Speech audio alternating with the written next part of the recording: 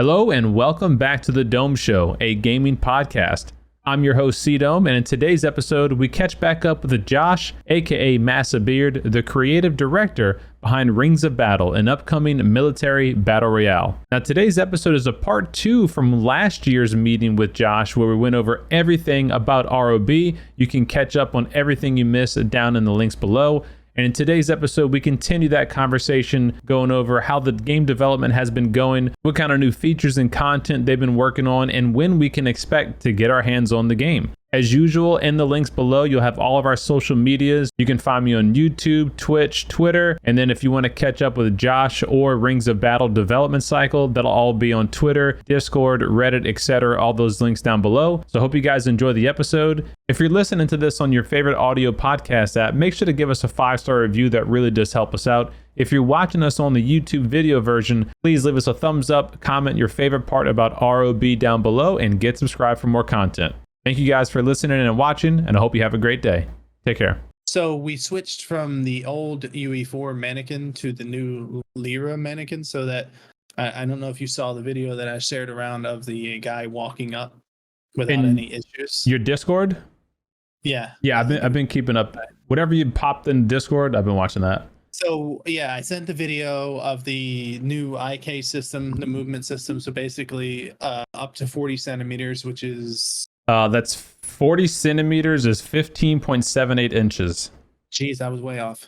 Anyway, it's a foot and a half. The character can automatically traverse that. You don't have to do. You're talking about like little ledge step ups and whatever, right? Yeah, just substantially sized 15 inch up to 15 inches. Okay. The character will walk right over it. Okay. He'll lift his foot up and he'll walk right over. There won't be any stutters. There won't be any. So when you're like healing and you go to step off, and you're not going to have that drop, and then your character stops healing. Yes. Super annoying. Straight off. As long as it's 15 centimeters or below. Right.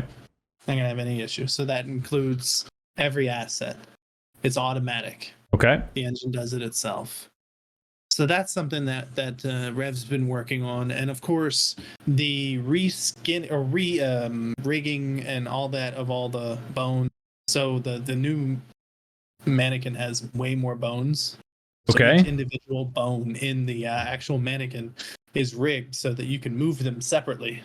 Okay. Various ways. So we had to change all that. So does that improve animations? Like what's the purpose of adding? Yeah, it makes animations more fluid because like if you didn't have like the wrist bone, then you wouldn't be able to do something like that. Right. Okay. Right? It would just be like that. Yeah. But so more bones equals more fluid animations, but also we've been working on. So if you've noticed PUBG, they have like a lot of clipping of their clothes, like where it doesn't look like it fits most of the time. Well, that's because they didn't use there's like different ways that you can have the items attach themselves to the mannequin. And the way that we chose is going to be a bit more FPS taxing, but it'll basically suture the clothes to the body. Okay. So it'll look like it fits, and it doesn't matter like what you're wearing, it'll change itself to match that. So you won't have a lot of the clipping, the bags and things like that. They'll move a bit more natural and stuff like that. Cool. So that we were dealing with that for a little bit because obviously we have to test the performance hit, etc. So we've been working on that. We should right now be heading a little bit more towards. Right now we're working on getting the weapon socketed into the hands and stuff like that. So then we can start doing recoil gun videos for everybody, and that should be happening. Rev is on vacation right now. He should be coming back out of vacation in a few days, and then that'll get going. And so we should have some quote unquote gameplay to show. Okay. Guy running around with a gun, maybe shooting and stuff like that. Cool. Okay. The initials of that should be coming shortly. In terms of the map, we've gone a little bit slightly different direction in some areas. Okay. All right. So I know I shared a while back the resort area getting worked on a little bit, but we decided it was more of like a Georgia pole area initially, but then we just kind of decided to scrap a little bit of that And do you know what an A-frame is? Like a house, an A-frame house? Yeah. Yeah, sure. So we're gonna have a bunch of those. So it's gonna look more like a resort with like A-frames. Okay. And we have like a hotel. It's gonna be pretty dope. Awesome. Well, a lot of the images you've shown off have looked really cool, like really pretty vistas and cool little areas to be in. So looking forward to see how you guys do the art style. I got a little concept art for you. Pop it in. Like an overarching concept. Darren might not like that I share this with you, but well, we can cut out of the video. That's all good. Fine. But yeah. So yeah, the whole time we're thinking of like, that's your name. Okay, we're thinking of how do we make these areas memorable, like so that 6 years into it, you're still like, this area is sweet, it's dope, it looks cool, it's fun to play. We're also trying to make sure that all the weapons have their part in these areas. You know what I mean? That makes sense. So yeah, so that like the unique, right? And I want. Wait, hold on. Wait. We gotta talk about this for a second. Hold on. I'm looking at what you just sent me. So I forgot to send the other one. There's 2 pieces too. So I mean, this now the bottom right, what I'm looking at, is that like in game, or is this like concept imagery of like what like the style that we're going for? Like all the little pictures in the bottom right. Yeah, that's like concept stuff. Concept styles, but okay, it'll be like that. But obviously, it'll look like a video game. But right. These are the reference images we're going for. So I sent you sweet. Okay, the upper part. So you see the road on the right is the A-frames. That's basically like, so when you go to like a camping area, and you have the pre-manufactured houses that you can rent, like Airbnb. So it's supposed to be like that. Okay. And then you go through the tunnel, and that's where like the actual main resort is. I forget that this is going to be like your map is going to be kind of like Fortnite concept, in the sense that it's like different seasons on the different sides of the map. We probably should back up and talk about some of the high level stuff, because maybe a lot of people listening didn't listen to our first podcast that was like a year ago, which that'll be linked below if anybody wants to go listen to that. It's been that long. There's timestamps in that old podcast. If anybody does want to go back and listen or watch that on YouTube or Spotify or whatever, timestamps, so you can go look at all the sections you want. But so your map is, you said, if I remember right, it's going to be kind of like 7x7 size, because like you're old Vikendi. It's going to be about 7.5 by 6.9 ish. Okay, give or take. And then when you add in the water, which is how they get to 8x8, right, it's going to be around 10x10. Gotcha. So a very, very large map, and you basically have here 1, 2, 3, 4, 5 islands, and they're all interconnected with like whatever roadways or bridges and what have you. And then the north island is going to be basically like the snowy winterland.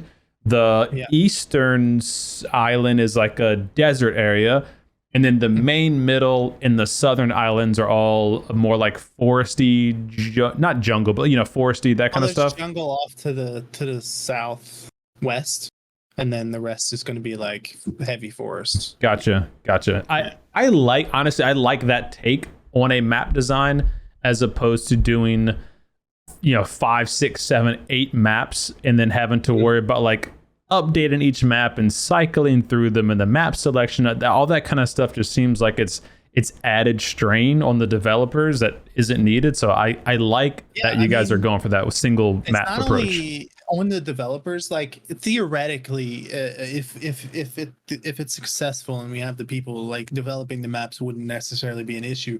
The issue that comes into it is what we've seen with PUBG, is that as the player numbers dwindle, which they inevitably will, unless we crack the code, you don't want people skipping maps. You don't want people, you don't want all those extra queues and all that extra, we want map selection and this and that. But this also gives us the opportunity to continuously refresh the map like they do in Fortnite. Right.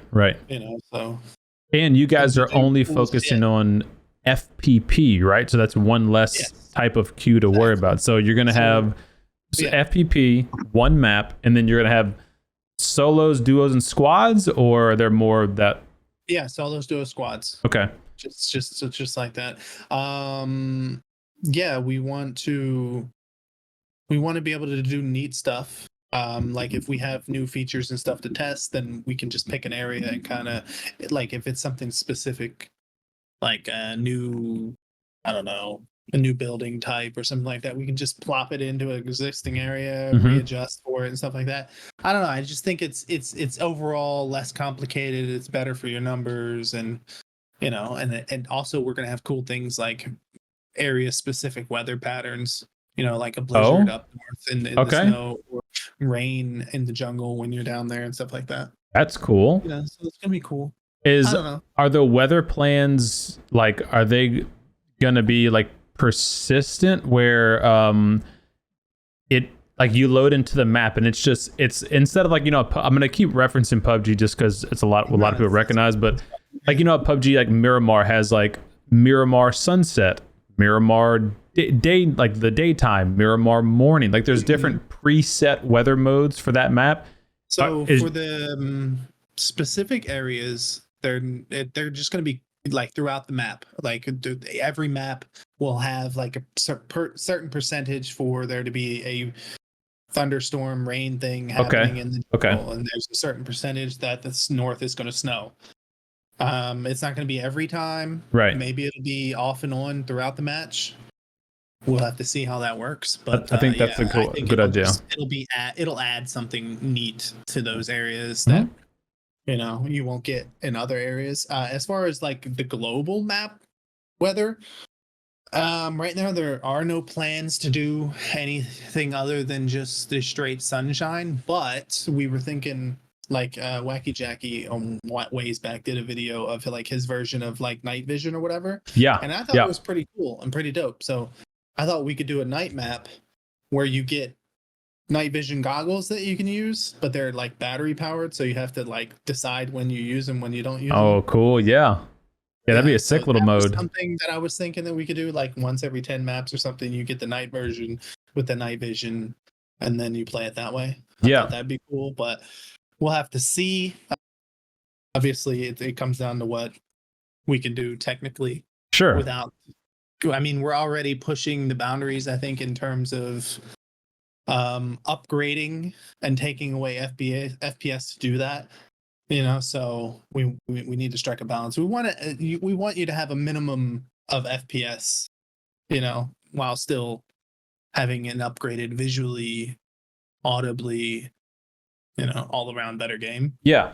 So, and I mean, you're always going to have those people that don't care how much time and effort you and the other developers put into making the game look pretty. They're going to put everything on super very low and like stretch res and I'm hoping to find ways to make it so that you don't have to do that. I don't think you'll get away from that. People are just going to want to be FPS, the main reason they do it in PUBG is because like in the the servers can't handle the load during the esports because there's 50 people in like the last circle and stuff like that. So the servers give you really horrible FPS. Right. So if we can find a way to kind of, work around that, then do that. But we'll have to see. One thing actually we do need to talk about concerning servers. There's some good news. Okay, let's hear it. Potential bad news. Oh, let's hear it still.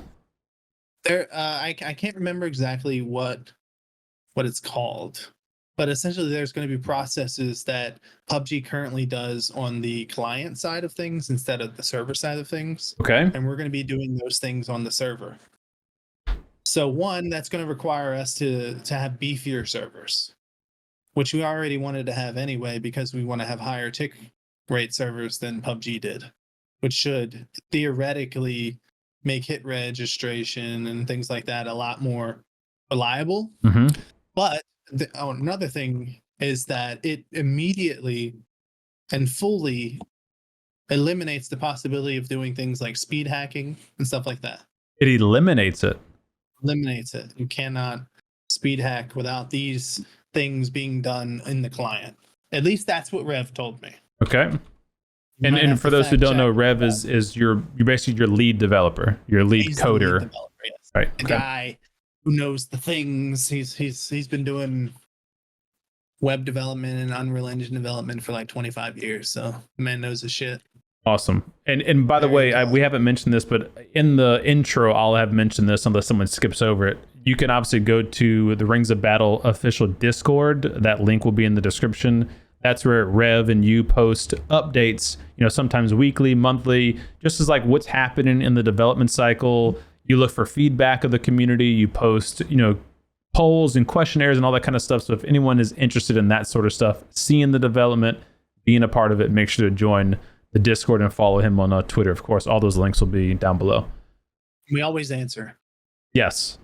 I have ADHD, so I can't help but not answer. It's not a bad thing. I see a message, I need to answer it. Not a bad thing. What's going on? So I did have a few questions from the community, but your question or the topic you just brought up about server made me want to ask a few more. So how difficult is the server side of the equation when it comes to game development? Like when you said we want to get a server that's higher tick rate than PUBG and we need beefier servers, like what does that actually look like when you go to purchase said servers? In terms of like a monetary value, I have no idea. But I mean, is it like, do you just reach out to a company and say, hey, I'm creating a video game and I want to host X amount of thousands of players potentially or whatever? Like, do you just like buy it based on bulk? Like how does that? Basically, how it works. So we've got a guy who does AWS servers and things like that. Okay. So basically, what happens is, and this is a very high level. That's fine. I don't know a whole lot of it myself, but so essentially, we code in the netcode and how it would interact with servers and things like that, and then we have like a list of things that we want to accomplish. Mm-hmm. And what we need, tick rate and things like that, cores, et cetera, all the stuff that you would configure into a server. And then we would go to companies and say, this is what we need, how much is it going to cost us? And then we would basically shop it around to all available server providers in the areas that we want to cover. And then, so basically we would then take our netcode and all that stuff and we would apply everything to the servers and blah, blah, blah.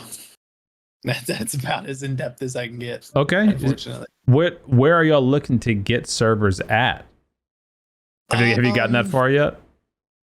We haven't actually thought about it. I mean, obviously, AWS is probably going to be our first choice if we can afford it. Okay. They're the most reliable at the moment. They also, I think, have the largest coverage of servers in the world. So that'll probably be our first choice. Obviously, we want to make sure that whatever we choose, it can handle the load that we want to throw at it. For sure. The initial servers, that's going to be for when beta testing happens. So that's going to be probably AWS as well. We'll just throw up a couple instances. We'll get 400 or 500 people in, and then we'll throw some tests together. Right. Grab some footage, mm-hmm. can share it with the world, etc. That'd be exciting that's too. pretty cheap in itself. So basically, and that's why, I think, games letting people churn up their own servers is a good thing because it's not expensive for you, say, to host a server for a couple of your buddies. It's not expensive because you don't need it running 24/7, etc. You don't have a lot of requirements. You can set your own rules and things like that. So maybe we can think about that route, have people running their own server communities and stuff like that. So would that be like Battlefield 4-esque, like how you could purchase a server kind of thing? Mm-hmm. Interesting. Okay, that'd be mainly for custom games though. Like you would still have games, ROB main servers. Stuff. I don't know, whatever you guys want to do with them. Gotcha. Maybe well, if we can get mod tools. Okay, so I was just gonna ask. Yeah. Well, what about modding? Like, have y'all considered adding mod support? Do you have plans to do mod support? Like, what does that part of it look like? If the demand is high enough and we can justify the cost, then definitely we're going to go modding servers, and as far as what that might look like, I don't know what that would look like in a BR besides being like a custom server thing. Maybe we'll allow something like Forge, or how Fortnite allows you to like take assets and then rebuild other things. I don't know yet, so we will have to see. That's something that we'll have to look at farther down the road. Yeah. Obviously we need to get more established as a gaming company and a game first before that's something we tackle. But it sounds like you're perceptive to it. Like the thought of allowing people to mod your game, you're open to that. I'm very open to that. 100%. Like I do not care like how people want to play. I just want to make people happy. I want people to have things that they enjoy, they come home to, they have a little fun with their friends, or streaming, whatever. Yeah, that's awesome. Okay. All right, so let's get into some of the questions then from the community if you're ready. I'm ready. All right. So how has the concept of the revive mechanic changed, or has it changed at all from your initial inception? So, PUBG just dropped their revive. Has that influenced your thought process on how you guys are going to do yours? And I guess before you answer the question about how it's changed, can you just give a high-level overview about what is your revive mechanics that people know? As far as changes, nothing has changed except for one thing, and that's how knocking works. Okay. We didn't cover this in the last video because it was something that I recently decided that I think is better for the community. All right. Because of like the toxicity around like flushing and things like that, and kill steals, etc. I don't think people should get credit for something they didn't really do. Okay. So knocking now won't be the typical knock. So when you get knocked, you're just flat dead, basically. Like you're not dead yet, but you're dead in terms of like you can't move. You're spectating your character, your teammates' characters now.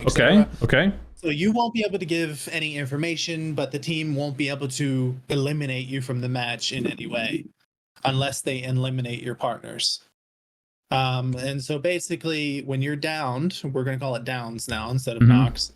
When you're downed, you're dead, quote unquote. And then basically there's a timer that starts. And then that timer is basically if you don't res before the timer's up, then you're dead. And then the player gets the kill, etc. Okay. So, and one thing I'm thinking about is, so you also have the dog tag. So you get knocked, you either res them there, or you grab the dog tag and you res them at the bunker. But I'm thinking of putting a timer on the bunker res as well, or just having a flat timer for the whole thing. So that's something that we're going to need to test. Okay. But yeah, so basically, when you go to the bunker to get res, it's going to be like, I don't know, something like a 30-second thing, and it's going to be instantaneous. So once you do the res, the guy comes back right then and there, and then you'll be in the bunker. So hopefully there'll be loot for you, etc. So it should theoretically, the way we have it set, it should make it still difficult while also not making it unforgiving, not cheesy, not cheesable. Nobody will be able to steal your dog tag. Right. The only way you can prevent the other team from resing their partner is by killing them. Killing the remaining teammates. Exactly. Okay. Exactly. Gotcha. Yeah. So yeah. Just to kind of recap to make sure I understand what you're saying there. So you're going to have, if me and my teammates are fighting, if I get headshot with a sniper and I'm knocked in rings of battle, it's not going to be called knocked. You're going to be called downed. Yeah, you're downed. Okay, so I'm downed and my body is like flat on the ground. Like you're just flat on the ground doing nothing. I'm lootable at that point. Like an enemy or a teammate could loot me. You're lootable. A teammate can loot you. Okay, and you're so essentially dead. But until your team is eliminated, you're not technically dead yet. Okay, and so there's going to be some time, undetermined yet, that's like on my body, like a circle timer or something like that. And then my teammates can come to my body and either do the normal 10-second revive mechanic like you would in PUBG. That would pick me back up right there. I still have all my stuff on me. Exactly. Or if that timer passes, they can then take my dog tag, bring it to one of the random spawn bunkers throughout the maps, and then go and put me in the crowd chamber and revive me there. But if they do that, I come back naked, like no loot, no nothing, right? But keep in mind that in the bunker there is the level 3 gear. All the loot okay. There's also the station, the upgrade station. You'll be able to get loot from that as well. Okay. So and that's something that kind of makes PUBG's kind of a wash sometimes. It's like even if you come back, you're basically useless because you have nothing. You know, it makes it a little pointless in certain situations to even bother with it. And that leads again to, I think, RNG. It's too much RNG in PUBG, in my opinion, and that just lends to more RNG, and we don't want that. Okay, we want things to be very deliberate. So you make a good point, obviously, about coming back sometimes in PUBG. Like right now, the way the current revive mechanism works is if you get revived using the blue chip transmitter or a blue chip tower, you come back with literally nothing, and you're flying from the air, which is also added delay time. You don't come back immediately. You have to wait for the next circle to go. So there's a lot of time between you dying, you coming back, for your teammate to either get killed or for you not to have a safe spot to land and get loot. So yeah, I understand exactly what you're saying there. And in Rings of Battle, when you get revived in the crowd chamber, you're not floating in, flying in. You're literally like spawned back into this cryo tube right there with your buddy, and you'll have access to, immediate loot, because these bunkers, if I remember correctly, they're AI patrolled. So your team's going to have to clear the AI from the bunker, first of all, strong AI potentially. Then they'll have access to all the loot from the AI and the loot in the bunker. And there's workbenches or upgrade tables also. So there'll be a plethora of loot there, potentially for you to pick up and just kind of get out of there and go. Okay. And then for the bunkers, those, I know you didn't, at least the last time we said, you didn't say the exact amount of bunkers, but they are still going to be randomly located, like how PUBG's towers are? They will not be randomly located. Okay. The inside might be randomly generated, like the internal layout of the bunkers might be random, and random in the sense that like we'll have like 5 or 6 different layouts, and then each bunker will randomly get one of those layouts. But the bunker's physical location, everybody will know, okay, that bunker is like near this town, that bunker is near this town, or whatever. Yeah. Okay, makes sense. What about you mentioned the dog tag? Can that be taken off of your body by an enemy and stolen or whatever? No, so that's not an option. Okay. All right, cool. So I like that. I like the sound of that. I definitely like the idea of not being able to steal the dog tag too, because I'll be honest, when PUBG first announced it, I was on the fence of, it's probably not going to be that bad. I doubt people are going to cheese it. Like it, I tend to give people the benefit of the doubt.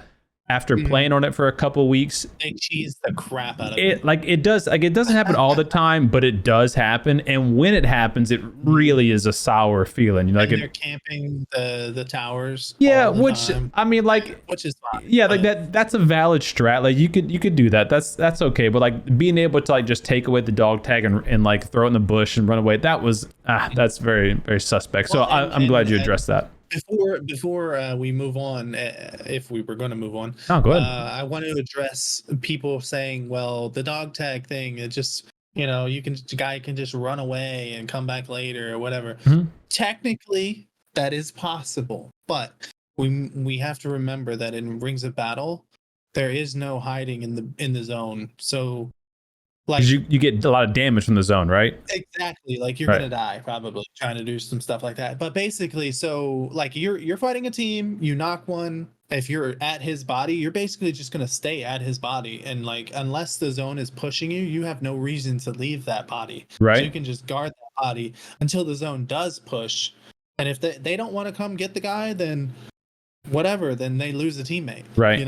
Right. So either they fight you, or you're both going to be running at the zone or whatever. It's just going to be a lot of strategy involved, but it's not going to be like a cheesy, well, now they're not going to fight me because we have their their guy or whatever. He can just come back later. No, there's no sneaking around into the blue zone or anything like that. Well, we're gonna have like a green cloud zone, but you get what I'm saying. No. Oh, your blue zone is going to be called a gas green cloud. Okay. Yeah. Gotcha. Okay. So, and one thing I guess I kind of breezed over, but like a pretty big change from people who are used to PUBG to now come into ROB is that without the knocked mechanic, that is going to be really interesting to see how people perceive that, because I personally, I'm either way on it. Like, I don't mind the fact that, like you're saying, if I get headshot with a sniper, I'm down, I'm done unless my teammate revives me right there. But not being able to crawl into safety, into cover, that's going to be a big game mechanic change. That is where teamwork comes into play. Like, there's so many, like, if you played squads with random people and you don't have like your set crew, there's so many guys that just run off in other directions, and then right, technically they're safe because they get knocked, they can crawl behind things or this and that. There's that like layer of safety that we want to take away. Right, we want to make it a bit more punishing to act like a solo and not play like a team. Yeah, that'll be interesting to see. To think before you act, But not having to worry about your teammate getting flushed is also going to be like kind of like a stress reliever. You don't have to rush because they're dead anyway. Like, I have to either get to their body and revive them like I would normally, or get their tag and then make my way to the bunker. If I can get done this fight. Mad rush, third partying crap. Right. Try to steal kills. If you want to kill, you need to be the one to kill the person, Yeah. Or kill the rest of the team, and then you'll get those kills. But you can't steal a kill from another player. How will assists work? Like, only if you shoot the same person, kind of thing. If you're shooting the person and the other guy gets the kill, you'll still get the assist points. You'll also get damage. Gotcha. Okay. You won't get a kill point, and basically whoever gets the last bullet is going to get the kill point. But the way we're doing this, the point system, is that you'll still get more points than they did, even though they got a kill. Because you did more damage. Be worth less points than your damage and assist points will be. Gotcha. So you'll rank up still faster than they would, even though they got the kill. So we're trying to make sure that it's not like a mad dash to get the most kills and no, it's all about the team working together. Everybody gets to the end points. You're all going to get points as long as you're hitting your shots. You might not get the kills, right? But that's okay. You're still going to get points. Good. Okay. And they're going to matter, right?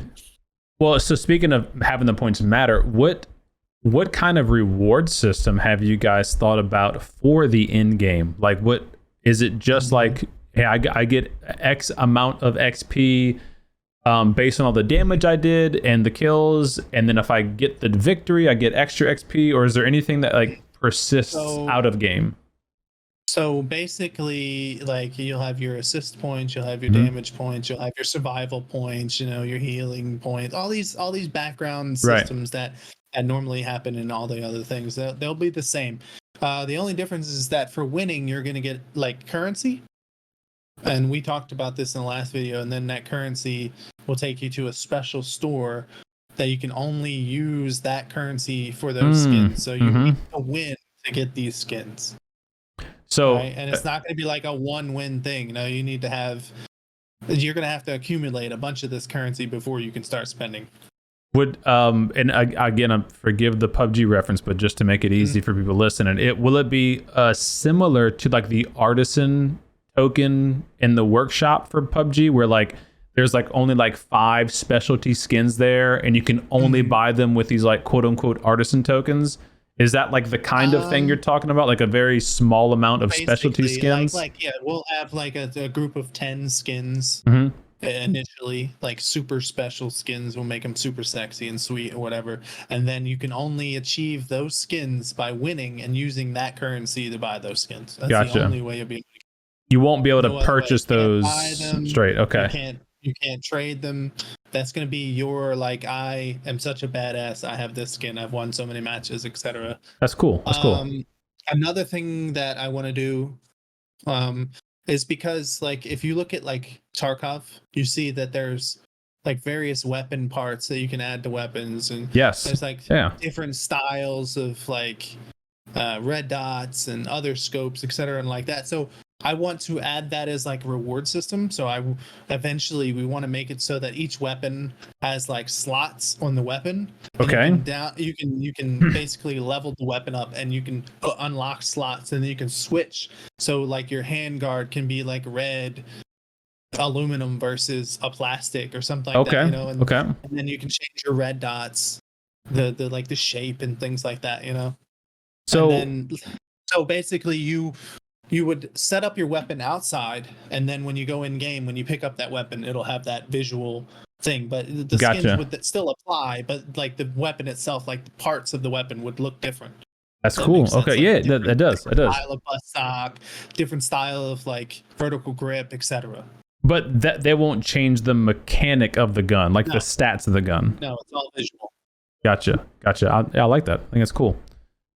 Just gives you something cool to work for, you know, things to unlock. Yep. Etc. But so there will be things that do change weapons, and that's at the upgrade station. So you can like change the Scar L to a Scar H, change the VSS to the assault rifle variant, so that you can just have a red dot, you know, etc. Things like that. Now for the workbench, because I love the idea of like the workbench in game, and well, that I think you said it would require like in-game, not currency, but like you have to trade in like heals or something for it. Like if y'all. I'm torn on that. So it's like, do I want to make it loot based, like you can exchange your loot for other things, or do I want to make it like Super People where you pick up little coins throughout the match? Yeah, but the coins wouldn't be something that carry over per match. It'd be just for that singular match. You would find the currency on the ground, and you can spend it at the station.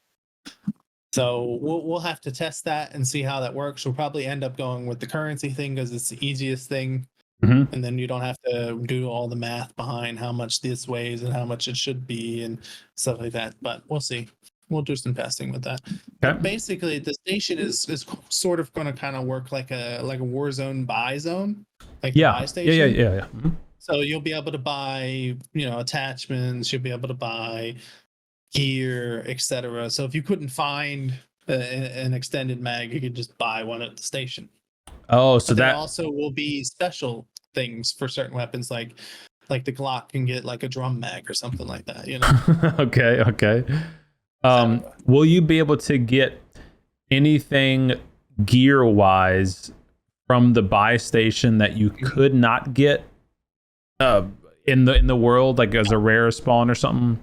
No, the level 3 stuff will remain just a random item that you get in the bunker. Okay. And each bunker will have its own randomized set. And that's because I personally think that PUBG put too much of that stuff on the maps. There's way too much level 3 gear. It's not rare, it's not exciting, it's not cool, you know, it's everywhere.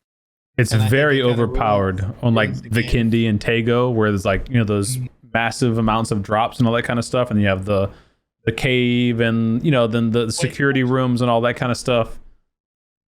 It takes away the little bit of the survival factor, you know? Yeah, it's an interesting balance because on one hand, having multiple methods of getting that high tier gear does kind of even out the playing field in a sense, because you're not going to have only the best squad who wins the airdrops, but the thing and get it. That this gear isn't replaceable except for going to another bunker. So there is no world spawn level 3 gear anywhere. So no vest, no bag, all that's in the bunker. Okay. So at most, in any given match, there's going to be 10 sets of this gear. Oh, because there's 10 bunkers. Exactly. The roundabout 10. I don't know exactly the number yet, but basically, if they lose the level 3 helmet, they lose the level 3 vest. That's it. They got to go back to the other vest. Well, okay. Well, 2 questions. Are there no airdrops in Rings of Battle? No. Okay. No airdrops. And then what about when the gear does break? Like in PUBG, the vest still stays on you, providing you extra loot capacity and a little bit of mitigation. On ROB, it's gone. Gone because the bag is the only thing that holds gear, nothing else. Right. And if I remember your Well, and the bag. rig. Okay, yeah. So you have a rig and the bag, and the rig is kind of like your class that you want to play as that game, right? Because you said like it's a dual pistol rig, and then you had like just a regular rig that had like you can only carry maybe one frag grenade and one smoke grenade or something. Like, didn't you have different tiers like that? Two frags, and I think 3 utility. And then you have the support, which is 5 utility, no frags. And then you have the pistolier, which is 3 utility, no lethal, but you get an extra pistol slot. Mm-hmm. And that's because you can dual wield them. Yeah. And then also because we're contemplating adding like kind of gear like what PUBG has, we want to have like the tech rig, which is like the pistolier rig, but then you have the tech slot, which you give up your throwables, yeah, for that as well. Yeah. So if you say like if we add a UAV or something like that, then it would go in the tech slot, and then you wouldn't be able to have grenades or mollies. UAV as in like a pilotable drone, or like a drone or something like that. Okay. So like the tactical gear, like Okay, gotcha. All right. Yeah, that'll be interesting, and obviously you guys got a ton of time to test it, so that's awesome. All right. A couple other questions from the community. Yeah. What, and this might be kind of specific. So, do you know anything about the render distance for objects in the game? Like, is there a certain distance at which stuff just stops rendering, or? So, I think the most anything will ever render is about 1.2 kilometers. Okay. So a little over 1,000 meters would be the longest that something would register. But we need to do some testing because I want to see if we can get the grass to render further than 100, 200 meters. So that way people aren't like left out on hills with no cover when they think they're in cover. So we'll do some testing with that. As it stands, our grass right now is pretty performant. So we might be able to pull that off, but we'll have to see. What does that mean? Pre-perform? What does that mean? It just means it runs well. It doesn't tank the FPS. Oh, okay. So yeah, we'll have to see. We'll have to do some testing. Right now we don't have any of the culling installed yet. So basically, you can see all the things at all points on the map. Okay. And it at 4K Ultra, it drops my FPS down to like 60. So obviously, we'll need to rein that in a little bit, but sure. Yeah, we want to make it a little bit further in terms of foliage than PUBG, but everything else you should expect about the same. About 1,000, give or take. Okay. What is your rig, by the way? Like your gear on your computer? You 4K monitor? What kind of GPU you running? I have a 3090 and a 5900X. Okay. What about in-game limb damage multipliers? Will there be any limb damage? There will be no limb damage multipliers. So none, and the then only multipliers that will exist are the LMGs. Will do more damage to vehicles. Okay. And possibly less damage to people. Okay. And there's a multiplier for headshots, I'm assuming, right? Like if you hit the head, it's going to do. Okay. Typical stuff for that. Yeah. But, okay. Well, like what about like on PUBG? There's different parts of the body that actually receive different amounts of damages, not just limbs, but like upper chest. Like no, well, like the abdomen to the upper chest takes different damages. Is that? Yeah, we're gonna eliminate that. So the full from the neck down to the pelvis is one body zone. So that's torso. Gotcha. And then neck and head, that's a headshot. Mm-hmm. And then the arms and legs will be the limb shot. So it doesn't matter if it hits the hand or the forearm or the shoulder. It's all going to do the same damage. Makes sense. Okay. How will the movement work in terms of like vaulting, sprinting, crouching, proning, and lean, like lean spamming? How is that going to work in ROB? So in terms of the spamming of things, we're going to go, I think it's CSGO that does it, but basically like the slowdown approach. So the more you do it, the slower it gets. Okay. So like initially you'll be like, bam, you know, but then as you go, it'll be bam, bam. And Okay. then eventually you'll just be like, just waiting to get shot. So Right. the boys will be not quite as powerful in ROB. Okay. In terms of movement, we're going to make it a little bit speedier than PUBG in some areas, so vaulting will be faster. Stuff like that. Maybe running will get a slight boost, but also running speeds will depend on the gear that you're wearing and the weapons that you're carrying. So, there's going to be a lot of calculations into that. But overall, it should feel like a smoother, more sped up PUBG. Okay. Unlimited between sprint. PUBG and World and Modern Warfare 2. Okay. Is there going to be unlimited sprint? Unlimited sprint, yeah. Okay. There'll be no stamina or anything like that.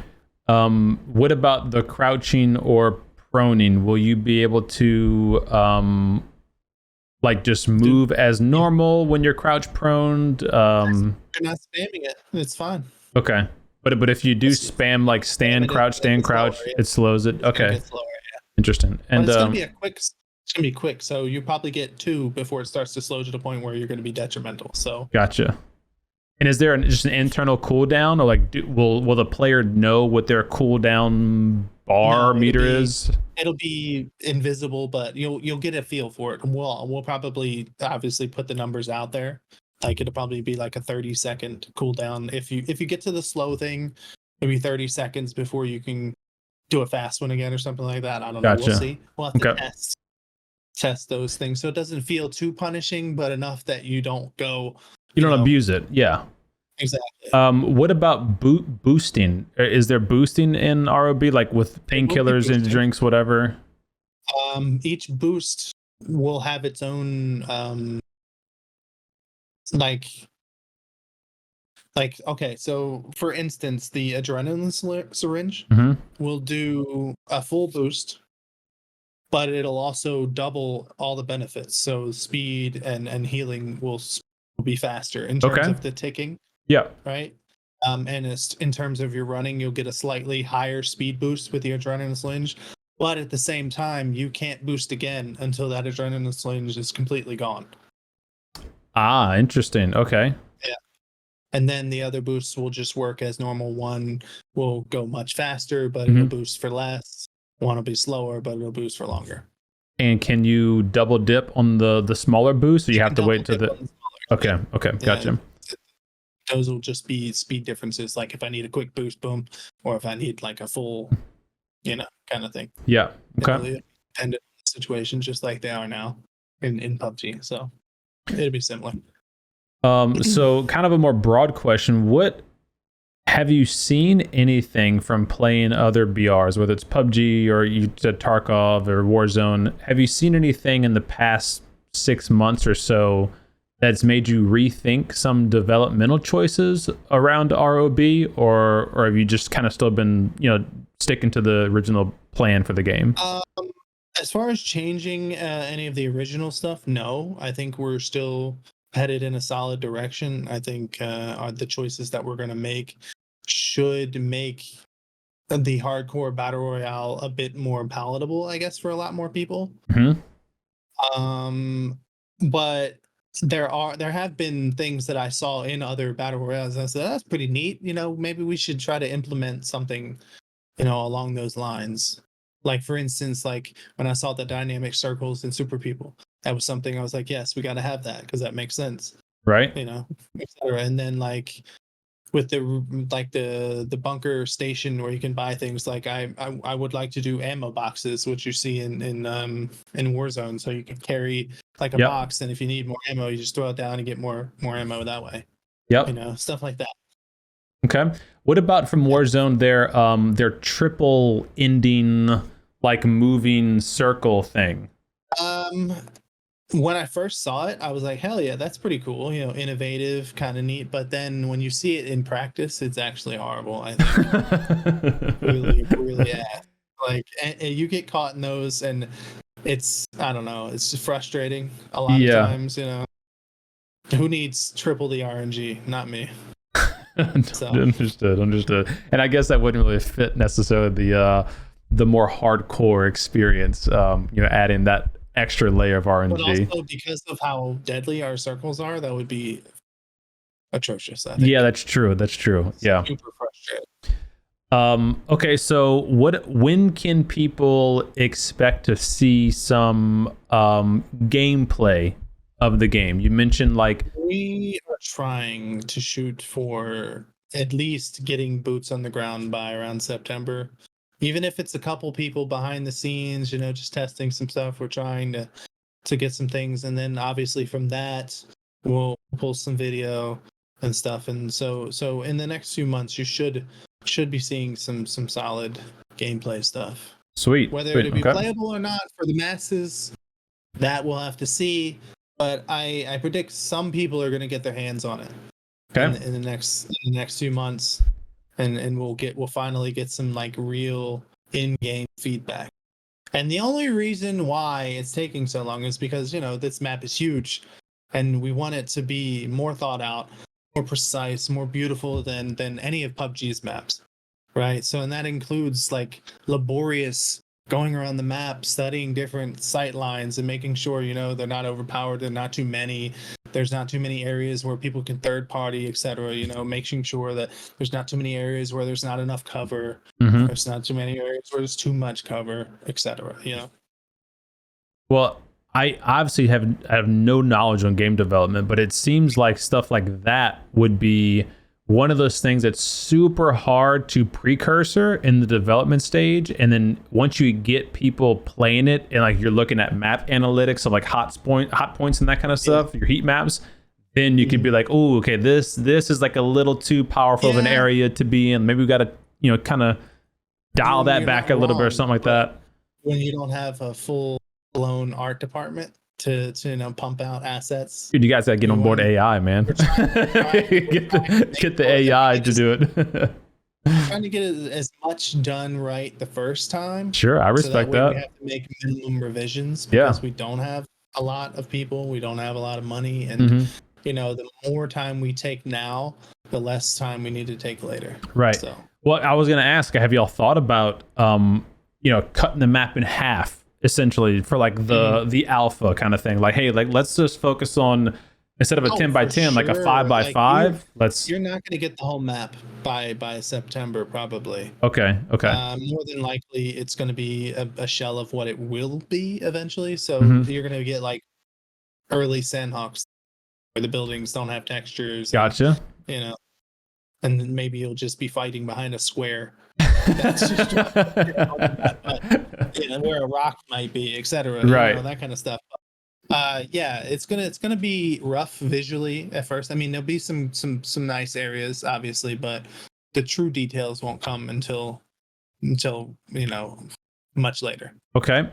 We just want to make sure that when we do to testing, like I call it a beta, but really I want it to click immediately. So when we give it to the Discord people, other people will have tested it, and we're going to make sure that it's fun, right? And that it runs well enough. There's not a lot of bugs. Well, there can be bugs, but I mean, like not super game breaking. Yeah. So when we hand it to you in beta, it's going to be slightly more polished than I think you would expect. So. Did you or do you keep up with at all Dr. Disrespect's new game Dead Drop?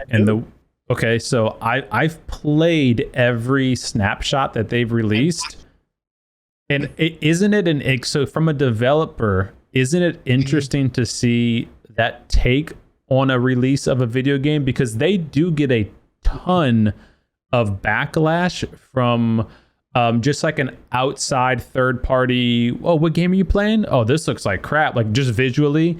But as a player, it's really fun getting your hands on that early, and kind of watching it develop and change over the months. I think it has a lot to do with the art style that they went with as well. Like they're going for kind of like an Apex Legend futuristic kind of thing. Yeah. And I think maybe that also lends maybe to the fact that it doesn't look great. But, I mean, that's to be expected. I personally, my problem with that game isn't that it doesn't look visually great. I mean, I think the concept itself, while neat, I don't think it has staying power. The way it is designed now, I think it'll be something that will get boring very quickly. If that makes sense. I don't feel like at the moment they have a good hook that keeps you coming back for more. Do That you makes think sense. it's just because it's an extraction shooter, or Yeah, I think that has something to do with it as well. Like I'm not entirely sure where he gets the idea of it being a BR in any way. well, I Because don't think that's in. Yeah, I think they've abandoned the concept of calling it a BR. Like I think at this point, it's it's a full on vertical extraction shooter. and Yeah, see, and that's the thing is like everyone's saying that extraction shooters are the future, but I just don't, as they are now, like with Tarkov, it's extremely repetitive. And once you get to the end game where you have like all the stuff that you want and you got all the gear, it's just like it's boring. You don't want to play it anymore. And I don't think that they've cracked that code yet, from what I've seen from their snapshots. So I've played Tarkov very leisurely, not like in it to win it by any means. I have close buddies of mine who do play it religiously, and they really enjoy playing it like every day if they could. And I think part of the grind for them is the fact that the developers force a hard wipe on like, you know, so basically you force everyone back to square one. So it's kind of like this rat race to get back to what you had before, sort of thing. Part of what really sells that game is its style and its environments and its immersion, like the way that it plays. That has a lot to do with it. And I think a futuristic version of that, as this one is, I just don't think that has the same appeal. Like it has more of like an arcadey feel. Yeah, I understand that. I've seen from the Cycle Frontier didn't click with a lot of people. And I don't know if it's just Doc's name that's bringing in all of the bodies right now, but I just don't think once it's released and people play it, I just don't see his name bringing it higher than it already is. Like I don't see it becoming the next big thing. Obviously people are going to play it. I just don't see it taking off. As it stands now, I'm not seeing anything that says, hell yeah, I need to play this game other than Doc.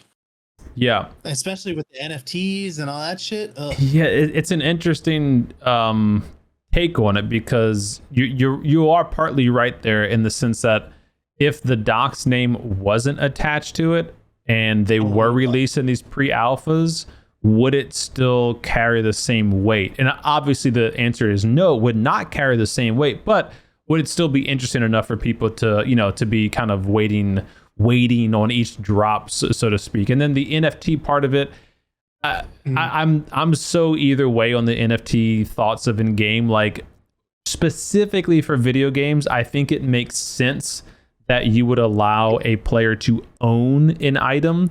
Like in PUBG, it's so disheartening when you spend potentially hundreds of dollars on these items, and then you can't even sell them or do anything with them. You can just trade them back into PUBG for like pennies on the dollar. It feels like you're at GameStop with a used, you know, a $60 game. The next day they want to give you $10 for it. From that angle, I agree, but the way they talked about implementing it, like Doc was saying, you know, wouldn't it be cool if you found like an item in game that was worth $100,000, and immediately it clicks in your head, cheaters. Yeah. You are going to kill your game on arrival if you do that. Yeah. And if the NFTs are anything other than just a visual thing that you can buy and trade, like trading cards kind of thing like that, it's going to be flooded with cheaters, and there's nothing that they're going to be able to do about it. Yeah, that is a tough balance, isn't it? Giving people something persistent to chase for, like giving your everyday gamer something to log in and boom, let me grind that day, versus making it monetarily attached. And so then you have like people who really want to game the system and cheat. You know, that's a tough balance, man. Because I remember back in the day, like you remember like Xbox achievements, like on console. Yeah, I used to have like tons of those. Xbox was the first platform to ever do like these achievements where you could like track it, and it was such a cool thing to like it didn't give you anything in the game. It was literally just an achievement on your profile, but it was such a cool thing to like work for and earn and like show off to your buddies and compare achievements. And then like to think that they'd essentially be doing achievements in game that are then sellable, and then you attach a dollar figure to it. It's like, I don't know, man. That one's tricky. But you know, on the extraction shooter genre, it is interesting right now because I personally prefer Battle Royale still. Like, I grew up, you know, in the Halo, Call of Duty era. I'm over the arena spawn redie shooter. I'm over that. Same. Love the Battlefields, but I'm kind of over it. Then BRs is like, this is what really excites me, and I get the urge to go play an extraction shooter. I understand it. It does have a cool draw and potential of like, you're kind of basically creating this whole like ecosystem story within the game that like you control, and you can modify your inventory loadout, and like you go to do a certain mission, and like while someone else is doing a completely different mission. I like the concept, but to me, Battle Royale is still kind of where it's at. Yeah. But nobody's really making BRs right now. Like your company might be one of the only ones developing a BR right now. You have like, I think people think that the genre is dead, and I think that is partially because of how it's been mishandled. Well, yeah. Like what? Like you have Fortnite, which is like, I think that's a whole different. The Fortnite is just like mega structure that they've like, you know, they've done everything. They've done everything you can do in Fortnite. But even then, like you still have people complaining every other season about Fortnite. Why'd you do this to shotguns? Well, and why'd you do this to this like, thing? And they're gonna complain. Is there mechs and etc. You know. They're going to complain, but you can't blame them for constantly innovating. Like they have literally innovated every season, added something silly, fun. Yeah, they might, but it's also like you can always reel back. You know, you can put out something crazy, stupid, and go, "Oh, this didn't work. Let's pull it back." Versus like not doing anything for 2 years and then adding a small little thing, and people being like, "This is it. This is what you did for 2 years." You know. Like you got to give them credit for that. So you got like Rings of Battle is the BR, right? That's like the only one I know of in development. Then Doc's game is an extraction shooter. Bungie just announced their extraction shooter. Psycho Frontier is still in like beta development, right? That's extraction shooter. I think it's technically released. Oh, is it out? It is out. I think. Yikes. Battlefield. I mean, they're happy with they have their whales. They're happy with, you know, where they're doing things, you know. Yeah, I mean, I guess to each their own. But like, it just seems like all of the AAA companies these days are going towards the extraction shooter meta. Find the money pot, so to speak. Well, and I think we already have it. That people just mismanaged it. And you know, when ROB does hit, I feel like it's kind of staged to be in a very unique position. In terms of like, it is going to be a Battle Royale, but not only is it a Battle Royale, it's trying to be a grounded, realistic Battle Royale, which they don't have. Than all the other Battle Royales as well. Yeah, like that, you can't get that experience anywhere else unless you consider PUBG a realistic BR. Which let's be honest, it's really not a realistic BR, but. So I think it'll be staged pretty well to do well. The only concern that I've seen some of the like people in the community ask is because of the quote unquote dwindling player base of PUBG, and because this game is aimed at being a more realistic version of PUBG, how are you guys thinking of handling the net that you're casting, essentially, you know, where you're not just inviting, hey, you like PUBG, come play. Like you want to like, hey, you like Battle Royales in general, come try our game kind of thing. You know, like, have you guys thought about like the marketing side of that's something that we are currently working on, because we're getting together a pitch document to throw out to some companies, because, you know, there's been a few companies that have shown a little bit of interest in terms of like publishing and potentially like, you know, financing. So we're trying to like, you know, whip together this document, you know, giving like all the forecasts, etc., and things that we want to do. So yeah, that's something that we're trying to figure out now. We're not quite there yet, but yeah, I don't know. I think I will see. I feel like if we get a few names playing it, we get some footage out there. I feel like it's going to speak for itself. We'll see.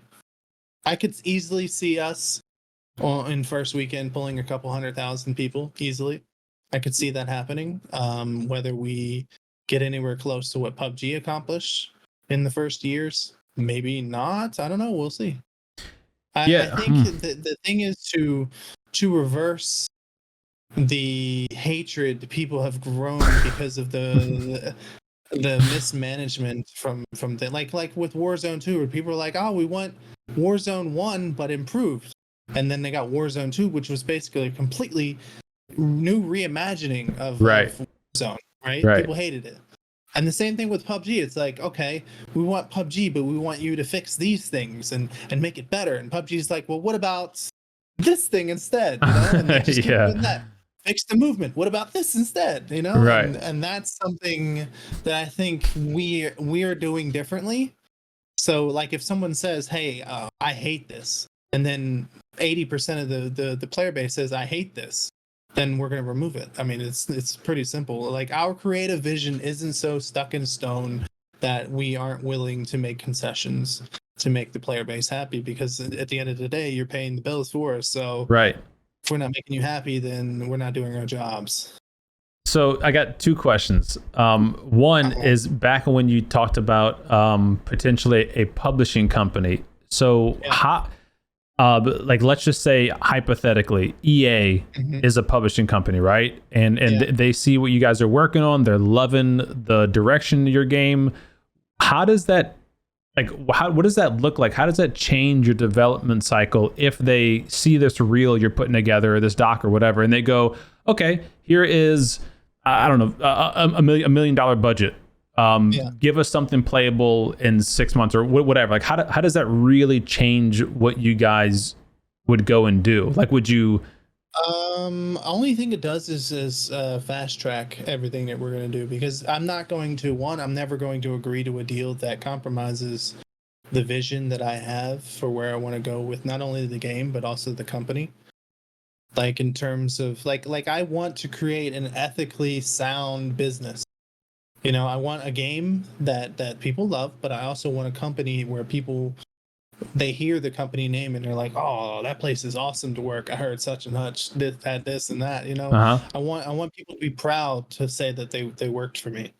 And that comes with including things like paid leave, paid maternity leave, etc., things like that, you know, that a lot of American companies don't have, because all these corporations are just chasing dollar signs, which I don't want to do. I want to make sure, like, I have been talking to my guys, and like I want to put it in the bylaws that, you know, we will not chase profit beyond, like, obviously, as long as we're paying the bills, that's all that I care about.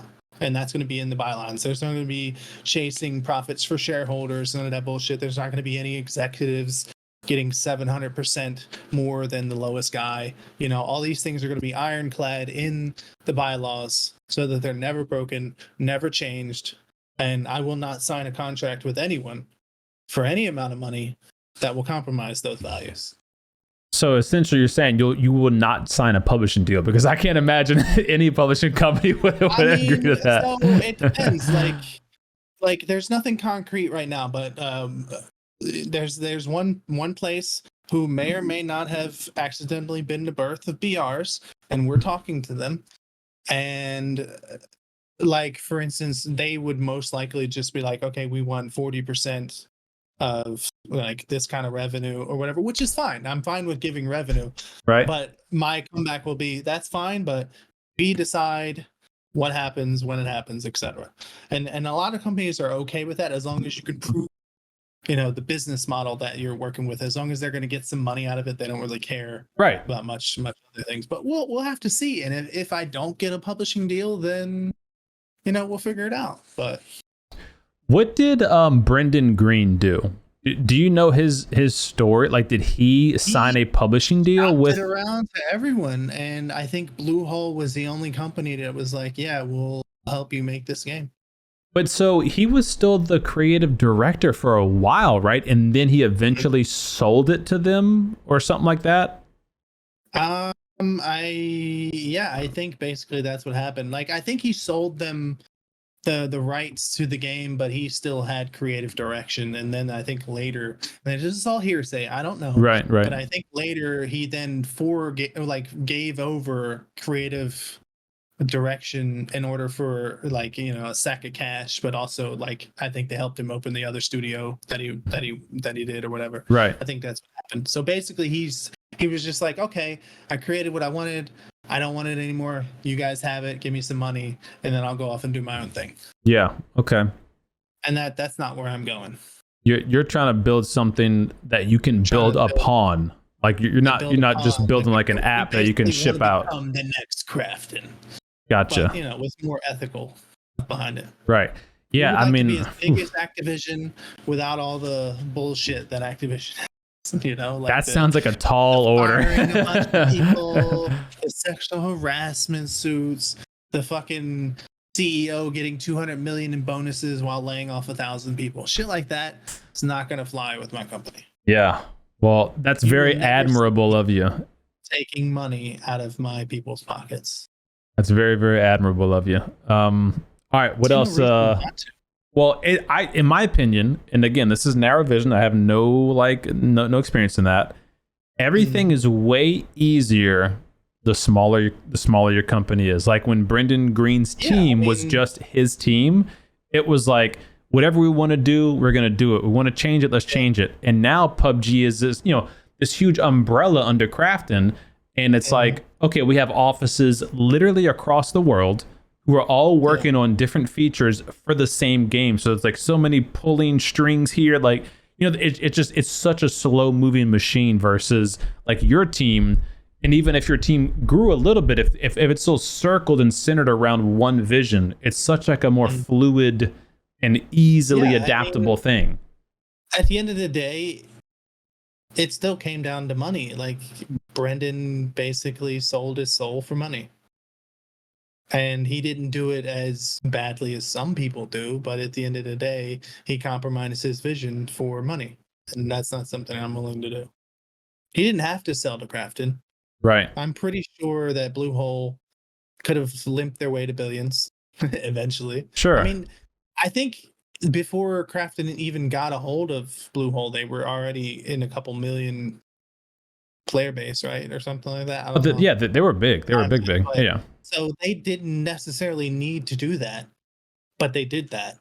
I don't know why they did it or the stuff behind it, but I don't think he needed to do that, but he did. And well, it sounds like he has another vision. It sounds like he wants to do this whole new studio thing from square one. I feel like he could have done that, man. He could have done that. Yeah. Well, I think 50 on Twitter, he's a big YouTuber, and he does all the cinematics and all that. He's doing a documentary or a docu-series, something like that.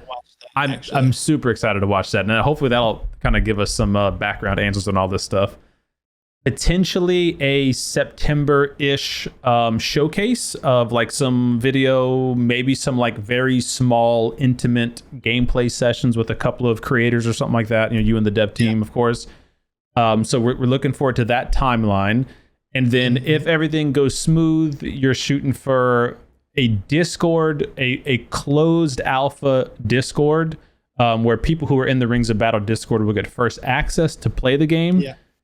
So everyone can go join the Discord and stay up to date there. And what are you shooting to maybe do that closed Discord? Is like later this year or next year? Later this year, hopefully. Okay. We'll see how the closed creator stuff goes. See how everybody's liking it. See what we would need to add or take away, and then from there, probably a matter of weeks before we have things prepped, getting servers, netcode, etc. And right. We'll push it out to a couple hundred people, and we'll see how you guys like it. Maybe we'll let you stream it. We'll see. And we'll go from there. Awesome. Well, I'm personally really excited. It's something that I've been like keeping up with. I feel like not from the beginning, but I mean, hell, we did our first podcast a year ago, and so I'm really excited to see how far it's come since then. Excited to see some gameplay, some visuals. So Obviously, I'll be staying in the loop. Anyone listening or watching this podcast right now, to stay up to date, follow MassaBeard at Twitter, follow Rings of Battle at Twitter, join the Discord. All those links will be down below. And are there any other social medias we should be shouting out? We're on all the social medias: Facebook, Instagram, not TikTok yet, but okay. So basically anywhere Rings of Battle, Reddit, etc., all that. So go check all that below. I'll link as many as I can down below. And yeah, Josh, awesome, man. I really appreciate you hopping back on the pod with your boy. It was a fun one, man. Every time. For people who want more details, leave comments and questions down below. Be sure to go check out our previous pod. That was like 2+ hours long. Timestamps will be in that as well.